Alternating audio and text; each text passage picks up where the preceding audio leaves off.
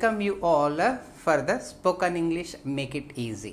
We studied noun, okay, and we have studied a part of a pronoun also. Before that, I want to tell an important thing for you.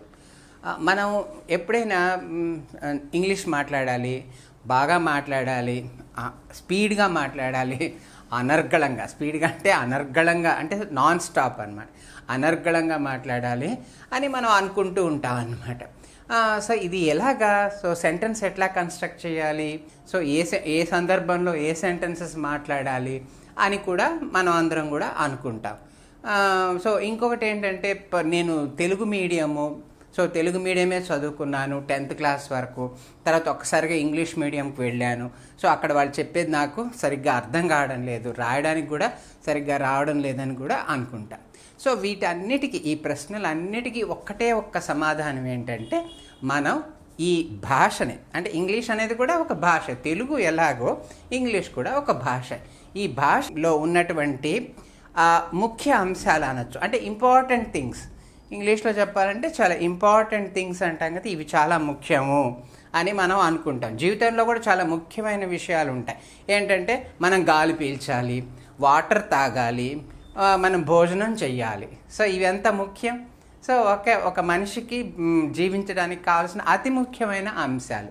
అలాగే ఈ English లాంగ్వేజ్ని మనము కొంచెం పట్టు సాధించాలంటే, మనం ఇండిపెండెంట్గా మాట్లాడాలంటే, చక్కగా ఒక సెంటెన్స్ రాయాలన్నా, ఒక లెటర్ రాయాలన్నా, ఒక బిజినెస్ లెటర్ కావచ్చు, ఒక ఫ్రెండ్కి కావచ్చు, ఒక కార్పొరేట్ ఆఫీసుకి కావచ్చు, ఒక జాబ్ అప్లికేషన్ కావచ్చు, ఇలాంటివన్నీ రాయడానికి మనకి కొంచెం బేసిక్స్, కొంచెం ముఖ్యమైన ఇంపార్టెంట్ థింగ్స్ కొంచెం తెలిసి ఉండాలన్నమాట. ఈ ముఖ్యమైన అంశాలు ఇంగ్లీష్ లాంగ్వేజ్లో ఏంటంటే, ఒక టేబుల్ ఉంది. సో నా వెనక ఉంది ఆ టేబుల్, చూడండి. It is nothing but parts of speech. ఈ పార్ట్స్ ఆఫ్ స్పీచ్లోని ఇవి ఎన్ని ఉన్నాయి? 8 ఉన్నాయి. ఇక్కడ రాసేసుకొని చూడండి, దేర్ ఆర్ 18 నంబర్, 8 ఉన్నాయి. ఈ 8 పార్ట్స్ ఆఫ్ స్పీచ్ని మనం కొద్దో గొప్ప, అంటే మనం చాలా థరోగా చదవడానికి చాలా టైం పడుతుంది. అంత థరోగా చదవాల్సిన అవసరం లేదు. వాటిలో ఉన్న ఫండమెంటల్ ఐటమ్స్ ఏమున్నాయి, అవి ఎట్లా పనిచేస్తాయి అని మనం తప్పకుండా తెలుసుకోవాలి. ఇలా తెలుసుకున్నప్పుడు మనం ఈ యూస్ చేయడము, సెంటెన్స్ కన్స్ట్రక్ట్ చేసేటప్పుడు ఎక్కడ ఏ పదం పెట్టాలి, ఈ పార్ట్స్ ఆఫ్ స్పీచ్లో ఏ పార్ట్ ఆఫ్ స్పీచ్ ఎక్కడ పెట్టాలి అని కూడా మనకి సెంటెన్స్లో తెలియాలి కదా. బేసిక్ థింగ్ ఏంటంటే, ఒక సెంటెన్స్ని మనం రాయాలి ఒకటి ఇంగ్లీష్లో, రెండోది ఒక సెంటెన్స్ని మనం ఫ్రీగా మాట్లాడాలి, మనం కమ్యూనికేట్ చేయగలగాలి, వేరే వ్యక్తికి మనం కమ్యూనికేట్ చేయగలగాలి. మా ఇంగ్లీష్ భాషలో మనం వేరే వాళ్ళతో కమ్యూనికేట్ చెయ్యాలంటే వీటి అవసరం ఎంతైనా ఉంది. ఇవేంటో చూడండి: noun, pronoun, verb, adverb, adjective, preposition, conjunction and interjection. ఇంతే, ఈ 8. ఈ 8 గురించి మనం తెలుసుకుంటే, వీటిలో ఎన్నో విషయాలు ఉన్నాయి తెలుసుకోవాల్సినవి. వీటినన్నిటినీ మనము సమగ్రంగా, అంటే పూర్తిగా కంప్లీట్గా కాకపోయినా అట్లీస్ట్ కొంచెం పార్షియల్గానైనా ఏవి ముఖ్యమో, ఏవి అత్యంత అవసరమో సెంటెన్స్ కన్స్ట్రక్షన్కి, మాట్లాడడానికి మనం నేర్చుకోవడం మాత్రం తప్పనిసరి. ఇలాగా ఈ బేసిక్స్ లేకుండా నాకు ఇంగ్లీష్ వచ్చేయాలి. నాకెవరో ఒకరు కాల్ చేశారు, సార్ నేను ఇంగ్లీష్ మాట్లాడాలనుకుంటున్నాను, కానీ నాకు గ్రామర్ అవసరం లేదు, నాకు గ్రామర్ వద్దు, నాకు గ్రామర్ అంటే చిరాకు, నాకు గ్రామర్ అవసరం లేదు అని అన్నారు. సో కానీ కొంచెం అంత ఎక్కువ గ్రామర్ రూల్స్ మనకి అవసరం లేకపోయినా మినిమం రూల్స్ ఉంటాయి కొన్ని. ఆ మినిమం రూల్స్ని మనం పాటించాలి. ఆ మినిమం రూల్స్ ఉంటేనే అది కరెక్ట్ ఇంగ్లీష్ అవుతుంది, లేకపోతే అది గుడ్ ఇంగ్లీష్ అనరు. So we have to strive hard to start with a good English, then move to better English, and then ultimately the best English కదా. సో ఇలాగ మనం స్టెప్ బై స్టెప్ ఇంప్రూవ్ చేసుకుంటూ పోవాలి. So వాటిల్లో the fundamental and the basic step ఇక్కడ మనకి ఏంటంటే, ఇవి పార్ట్స్ ఆఫ్ స్పీచ్. సో వీటిని నేను చాలా బ్రీఫ్గా చెప్తాను, ఎందుకంటే మనం ఆల్రెడీ నౌన్ గురించి చదివేసాం, పూర్తి అయిపోయింది. సో నేను ఆల్మోస్ట్ ఈరోజు 12th వీడియో రిలీజ్ చేశాము. 12 వీడియోస్ ఉన్నాయి, చూసారా? 1 కాదు 2 కాదు. మీరు ఏంటి సార్ నౌనే అన్నారు, నౌన్లోనే 12 వీడియోస్ వచ్చేసాయి. దాంట్లో కొంచెం ప్రొనౌన్ కూడా మనకు కవర్ అయిందనమాట. ఓకేనా? సో చాలా విషయాలు ఉన్నాయి. కావాలంటే ఇన్డెప్త్ ఫండమెంటల్స్ డీటెయిల్డ్గా చూడాలంటే మీరు ఈ 12 వీడియోలని from the beginning, first video to 12th video, ఒక్కొక్క వీడియోని మొదటి నుంచి చివరి దాకా చూడాలి. ఒక 20 minutes స్పేర్ చేయండి. సో 1 dayలో ఒక వీడియో మీకు కవర్ అయిపోతుంది. ఇంకొకటి నేను ఏ విషయం చెప్పాలనుకుంటున్నానంటే, ఇలాగా మనము రికార్డెడ్ వీడియో ఉంటే దాన్ని మనం ఎన్నిసార్లైనా చూడొచ్చు, ఎనీ నెంబర్ ఆఫ్ టైమ్స్. ఇవి ఒక మాస్టర్ని చెప్పమన్నారనుకోండి, ఆయన ఒకసారి చెప్పగలడు, 2 సార్లు చెప్పగలడు, 3వ సారి చెప్పగలడా? అలసిపోతాడు, చెప్పలేడు. కానీ ఇందులో ఉన్నటువంటి మెయిన్ అడ్వాంటేజ్ రికార్డెడ్ వీడియోలో, so you can watch again and again and again. ఎన్నిసార్లైనా మీకు వచ్చే వరకు, దానిలో విషయం బాగా అర్థమయ్యే వరకు చూడొచ్చు. సో దీనికి మీరు చేయాల్సిన చిన్న పని ఏంటంటే, ఒక నోట్బుక్ తీసుకోండి, ఒక పెన్ తీసుకోండి, అందులో ఇంపార్టెంట్ విషయాలు, మీరు కాన్సన్ట్రేషన్ ఉండాలి కాబట్టి డిస్టర్బెన్స్ లేని గదిలో ఉండండి. సో మీరు వీడియో చూడడం స్టార్ట్ చేయండి. చూసేసి చాలా ఇంపార్టెంట్ పాయింట్స్ అని అనుకున్నవి మీరు ఒక నోట్బుక్లో రాసుకోండి. సో మీకేమన్నా డౌట్స్ ఉంటే కామెంట్స్లో రాయొచ్చు. ఆ డౌట్స్ అన్నీ మనం క్లారిఫై చేయగలం. సరేనా? అదొక పద్ధతి. అలా చేశారంటే సో మీరు నీట్గా దానిలో ఉన్నటువంటి కంటెంట్ అంతా అర్థం చేసుకోగలుగుతారు. మీకు నాలెడ్జ్ ఉంటేనే, ఈ కంటెంట్ మీరు అర్థం చేసుకుంటేనే ఇంగ్లీషు చక్కగా మాట్లాడగలుగుతారు.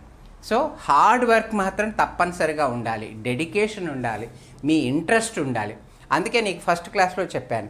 సో మా గైడెన్సు, సో ట్యూటర్ అంటారు కదా, ఇంగ్లీష్ ఫెసిలిటేటర్ అంటాం కదా. సో ఇంగ్లీష్ ఫెసిలిటేటరు ఎంతవరకు మీకు హెల్ప్ చేయగలడంటే 10 to 20%. కానీ మీ హార్డ్ వర్క్, మీ పెర్స్పిరేషను, మీ ఇన్స్పిరేషను, మీ జీలు, మీ క్వెస్ట్, ఇవన్నీ 80% ఉండాలి. సో ఇంగ్లీష్లో ఒక మంచి ప్రావర్బ్ ఉంది, ఏంటంటే you can drag the horse to the pond but you cannot make the horse to drink water. దీని అర్థం మీకు ఆల్రెడీ అర్థమైపోయి ఉంటుంది. మనం ఒక గుర్రాన్ని బలవంతంగానైనా చెరువు వద్దకి తీసుకెళ్ళచ్చు, కానీ ఆ గుర్రం చేత నీళ్లు తాగించలేము అని అర్థం. అర్థమైంది కదా? సో కాబట్టి మీకు ఇంట్రెస్ట్ ఉండి, సో దీన్ని డెవలప్ చేసుకోవాలని ఒక పట్టుదల మీలో పెరిగినప్పుడే ఈ ఇంగ్లీష్ సరళంగా, సులభంగా, ఎనర్జెటిక్గా, ఓకే, గ్రామర్లో ఎటువంటి మిస్టేక్స్ లేకుండా మాట్లాడడానికి వీలవుతుంది, రాయడానికి కూడా వీలవుతుంది. సో కాబట్టి ఈ విషయం మీరు తప్పనిసరిగా గుర్తుపెట్టుకోండి. ఎందుకంటే మేమంతా నేర్చేసుకున్నాం, మాకు వచ్చింది, మేము మాట్లాడగలం. కానీ మీరు ఏమనుకోవాలంటే, నేను మాట్లాడలేనా, సార్ మాట్లాడినప్పుడు నేనెందుకు మాట్లాడలేను, నేనెందుకు ఫ్లూయెంట్గా మాట్లాడలేను అని మీరు అనుకోవాలి. అనుకున్నప్పుడే ఇది మనకి సాధ్యమవుతుంది. ఏది కూడా ఊరికే రాదు. సో మనం పట్టుదల ఉండాలి, మనం కష్టపడాలి, అప్పుడే మనం దేన్నైనా జీవితంలో సాధించగలం. ఈ లాంగ్వేజ్ నేర్చుకోవడం కూడా అంతే. మనకి ఎంత పట్టుదల ఉంటుందో, మనం ఎంత కష్టపడతామో దాన్ని నేర్చుకోవాలని. ఎక్కువ కష్టపడాల్సిన అవసరం కూడా లేదు. కేవలం ఒక అరగంట ప్రతిరోజు మీరు దీనికోసమని స్పెండ్ చేయండి. ఇంగ్లీషు చాలా ఈజీగా మాట్లాడగలుగుతారు. అప్పుడు మీకు మంచి కాన్ఫిడెన్స్ వస్తుంది. ఓ, I can speak very good English, so I can converse with anybody. You give me 50 people, I can speak English before them and I don't have any hesitation. So I am number one, I am the best, so I can speak with anybody అనొచ్చు. స్పాంటేనియస్గా మీరు మాట్లాడడానికి try చేయొచ్చు. సరేనా? So కాబట్టి let us go to some of the important items here. So now you know very well, it is the name of a person, place or thing. ఇది already చెప్పేశాను. So మీకు వీడియోలో కూడా ఉన్నాయి, దాని డీటెయిల్స్ అన్నీ మీరు చూడొచ్చు. కొన్ని ఎగ్జాంపుల్స్ కూడా మీకు సింపుల్గా ఇచ్చాను. Ram, student. So Ram is a proper noun. Student is a common noun. And youth. So youth వచ్చి అబ్స్ట్రాక్ట్ నౌన్. వీటి నౌన్స్లో రకాలు కూడా మీకు చెప్పాను. అది ఏది సో ఏ వర్డ్ నౌను, ఏ వర్డ్ ఎలాంటి నౌన్ అని కూడా మనకు తెలిసి ఉంటే బాగుంటుంది. ఓకేనా? Next pronoun. Pronoun is a word used instead of a noun. ఒక నౌన్కి బదులుగా మనం ప్రొనౌన్ని వాడతాం. Examples he, she, it, they, I, we, you. ఇవన్నీ కూడా first person pronouns, second person pronouns, third person pronouns ఉన్నాయి. సింగులర్ ఉంది, ప్లూరల్ ఉంది. ఓకేనా? సో ఎందుకు మనం ప్రొనౌన్ వాడాలంటే రిపిటీషన్ లేకుండా. ఎగ్జాంపుల్ చెప్తాను. Ram is a good student. Okay, Ram is a clever boy అన్నాను అనుకోండి. సో రెండో సెంటెన్స్ చెప్పినప్పుడు మళ్ళీ రామ్ అని రిపీట్ చేయాల్సిన అవసరం లేదు, ఎందుకంటే అది బోరింగ్గా ఉంటుంది. So Ram is a good student, Ram is a clever boy అనడం ఎందుకు? అందుకని first Ram is a good student అని, సెకండ్ సెంటెన్స్లో he is a clever boy అని వేసేయచ్చు. సో హీ ఎవరు? రామ్. అంటే ఫస్ట్ సెంటెన్స్లో రామ్ ఉంది కాబట్టి రాముడికి బదులుగా సెకండ్ సెంటెన్స్లో హీ అని వాడాం. That is nothing but the pronoun. Okay, pronoun గురించి కూడా చాలా నేర్చుకోవాల్సి ఉంది. ఇప్పుడు కొన్ని డీటెయిల్స్ మీకు చెప్పాను. సో ప్రొనౌన్ కూడా ఇన్ డెప్త్ స్టడీ మనం చేద్దాం కొన్ని రానున్నటువంటి వీడియోస్లో. So video number 13, 14 like that అలా వస్తూ ఉంటాయి అన్నమాట. Next verb. వర్బ్ అంటే క్రియ. సో మన తెలుగులో కూడా తెలుసు. సో క్రియ అంటే మనం చేసే పనిని చెప్పేటువంటి పదం. నడుస్తున్నాను, వెళ్తున్నాను, నిద్రపోతున్నాను, ఆలోచిస్తున్నాను, చూస్తున్నాను, రాస్తున్నాను, వాష్ చేస్తున్నాను, ఇవన్నీ కూడా క్రియలే. మనం రోజు చేసే పనులు ఏ పనైనా కావచ్చు, అన్నీ కూడా క్రియలకే వస్తాయన్నమాట. సో ఒక ముఖ్యమైన విషయం మీకు చెప్పమంటారా? సో మీరు ఇంగ్లీష్ లాంగ్వేజ్లో పట్టు సాధించాలంటే వెర్బ్లో చాలా స్ట్రాంగ్గా ఉండాలి. ఇక్కడ ఇదే కొంచెం గొంతు పట్టుకుంటుంది. అంటే గొంతులో పచ్చి వెలక్కాయ పడ్డట్టు అని ఒక తెలుగులో ఒక సామెత ఉంది కదా, కొంచెం మనకి కష్టంగా అనిపించేది వెర్బే. ఎందుకంటే వెర్బ్ ఎందుకు కష్టం అనిపిస్తుంది అంటే, వెర్బ్ ఒకటి యాక్షన్ చెప్తుంది, మనం చేసే పనిని చెప్తుంది. తర్వాత ఇదే చెప్పడం కాకుండా టైం చెప్తుంది. ఆ పనిని ఏ టైంలో చేసాము, నిన్న చేసామా, ఇప్పుడు చేస్తున్నామా, రేపు చేస్తామా అనేటువంటిది చెప్పేదానికి సహాయపడేది ఒక్క వెర్బ్ మాత్రమే. నౌన్ పనికిరాదు, ప్రొనౌన్ పనికిరాదు, ఏవి పనికిరావు. సో ఒక చేసిన పనిని చెప్పడం, ఆ పనిని ఎప్పుడు చేశాము అని చెప్పడానికి ఉపయోగపడే ఏకైక వెపన్ మనకి ఇంగ్లీష్ సబ్జెక్ట్లో వర్బ్. సో ఈ వర్బ్ని గురించి చాలా వీడియోలు చేస్తాము. సో ఆల్రెడీ ఇంగ్లీష్లోనే కంప్లీట్గా ఎక్స్ప్లెనేషన్ ఇంగ్లీష్లో ఇచ్చిన వీడియోస్ ఉన్నాయి. మీరు ఇంగ్లీష్ ఈజీగా అర్థం చేసుకుంటారంటే ఆ వీడియోస్ని మళ్ళీ ఒకసారి చూడండి. లేదు మాకు కొంచెం అర్థం చేసుకోవడం కష్టం అంటే కొత్తగా నేను చెప్పినటువంటి సారాంశం అంతా మన తెలుగులో మన మాతృభాషలో కూడా ఎక్స్ప్లెయిన్ చేస్తున్నాను, ఎందుకంటే ఇది చాలామందికి ఉపయోగపడుతుందని. ఓకేనా? సో కాబట్టి వర్బ్ గురించి మనం థరోగా స్టడీ చేసుకోవాలి. ఇండియన్స్కే కాదు, కంప్లీట్ టోటల్ ఏషియన్స్కి వెర్బ్ అనేటువంటిది చాలా కష్టం. అదే నేటివ్ స్పీకర్స్ అనుకోండి, అమెరికాలో ఉన్నారు, ఆస్ట్రేలియాలో ఉన్నారు, వాళ్ళ మదర్ టంగే ఇంగ్లీష్. పుట్టినప్పటి నుంచి వాళ్ళు ఇంగ్లీష్లోనే పెరిగారు. అది నేర్చుకోవడం వాళ్ళకి పెద్ద కష్టం కాదు, అది రోజు వాడే భాష కాబట్టి వాళ్ళకి వెర్బ్ పెద్ద కష్టం అనిపించదు. చాలా సునాయాసంగా టైంను చేసిన పనిని చెప్పగలరు. వాళ్ళు ఎప్పుడు చేశారు కూడా చాలా కరెక్ట్గా మిస్టేక్ లేకుండా చెప్పగలరు. ఇప్పుడు తెలుగులో వచ్చేటప్పటికి మనం కూడా చాలా బాగా నేను వెళ్ళాను. మీకు అర్థమైందా? ఇదేంటిది ప్రజెంట్ టెన్సా పాస్టా? పాస్ట్ అయిపోయింది, నేను వెళ్ళడం అయిపోయింది. నేను వెళ్తున్నాను, ఇదేంటిది? ఇప్పుడు జరుగుతున్న పని, ఇప్పుడు వెళ్తున్నాను అనమాట. ఇప్పుడు అట్ ద మూమెంట్ నేను వెళ్తున్నాను. ఓకేనా? నేను వెళ్తాను అంటే ఇంకా జరగలేదు ఈ పని, ఫ్యూచర్లో జరుగుతుంది, వెళ్తాను, రేపు వెళ్తాను అని చెప్తాం. అంటే ఇదేంటిది? ఫ్యూచర్. మరి మన తెలుగులో గ్రామర్ లేదా? అప్పుడు నీ ఫ్రెండ్కి నేను వెళ్ళాను అంటే వెళ్ళావా, ఎప్పుడు వెళ్ళావా అని అడిగేస్తాడు వెంటనే నిన్ను. సరే నేను వెళ్ళాను కాదు, వెళ్తాను అనాలి నువ్వు. అంటే నువ్వు పాస్ట్ టెన్స్ చెప్తే నువ్వు దొరికిపోతావు. వెంటనే నీ ఫ్రెండ్ ఏమడిగాడు, వెళ్ళాననే, ఎప్పుడు వెళ్ళావు బాబు, వెళ్ళలేదు కదా, ఎప్పుడు వెళ్తావు అన్నప్పుడు అడిగితే రేపు వెళ్తాను అని నువ్వు చెప్తావు. సో మరి తెలుగులో ఇంత చక్కటి వ్యాకరణం ఉన్నప్పుడు ఇది ఇంగ్లీష్ వాళ్ళకు కూడా ఉంది. ఇంగ్లీష్ వాళ్ళు కూడా ఇదే వ్యాకరణాన్ని ఇంగ్లీష్ గ్రామర్ అంట, దాన్ని వాళ్ళు మాతృభాష వాళ్ళకి ఇంగ్లీష్ కాబట్టి చాలా సునాయాసంగా వాళ్ళు మాట్లాడగలుగుతారు. ఓకేనా?